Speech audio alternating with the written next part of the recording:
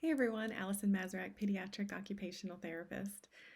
So hopefully you preschoolers and families are enjoying fall very much, and getting to do some crafts can really be a fun way to prepare them for more cutting and handwriting skills that they'll eventually be doing in kindergarten.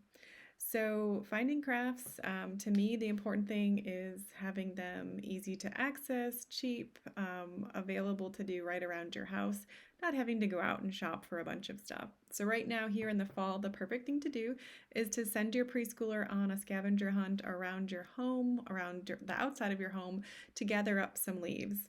This can just be a 30-second, 1-minute activity around the outside of your house, just supervising them to, and can instruct them to pick 5 or 6 leaves. We're looking for different colors, we're looking for different shapes. Any kind of leaf that is dry. That's really the main goal here. Get some dry leaves, bring those inside, and then I'm going to show you how to do a leaf rubbing here next.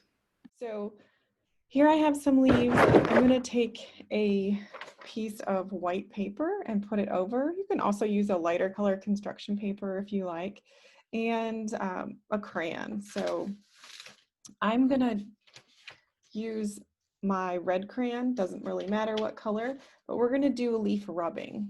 Okay, so this is the time that kids kind of get to experiment a little bit, but a really light rubbing is going to show us the shape of this leaf underneath, and we can kind of trace it through the paper there. All right, so they get to experiment with the amount of pressure. There's really no right or wrong here, but I've found that the lighter you do, you actually start to see more of the details. So I can see that my leaf is coming through a little bit. It's not the best on my camera here, but I'm going to show you a little bit closer. I'm starting to see some of the details of this leaf, and I can experiment with all these different shapes. I can go for this tiny one that I know is about right here. And this is actually a really neat kind of skill that kids develop as they understand how much pressure they need to do handwriting. Some of our kids end up having really light handwriting or too dark of handwriting right away, and their pencil tip is always breaking. So this is a really cool activity to kind of learn how to grade that.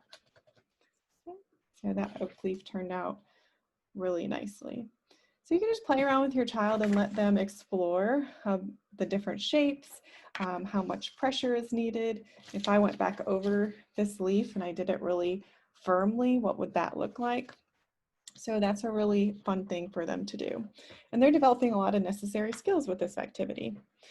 The next thing you can do with these leaves, I'm just going to show you 2 quick things. This is the second activity, is you can take those leaves, pencil, pen, marker, crayon, anything, and just have them trace the leaf. It does not have to be perfect, but they're holding the leaf down with one hand and they're tracing with the other hand. I'm going to quickly go around my leaf here. You can see I have to stabilize with one hand, so that's another important skill. And I have my basic leaf shape, okay? So if you have been working with your child on cutting skills, this is another really good opportunity. If you just hand kids scissors, they often will not grab them the right way. So you want to tell them thumb in the small hole and 2 or 3 fingers in the other hole. Again, they have to use their other hand to stabilize that paper, and you can cut out their leaf. Okay. I'm going to kind of quickly cut this one out, and you can work on this with them. They can trace other leaves. And a fun thing to do is to make some leaf garland. So here they have one leaf cut out. You could use a different color construction paper. You could cut out some different leaves. You could just use the white and have them color their garland. But you could go ahead and string the leaves together with some, any kind of string really would work, or ribbon. And then they're also kind of working on tying skills. If you're ready to start working on that with them, they can, you can maybe cut a little hole and have them string 2 pieces together.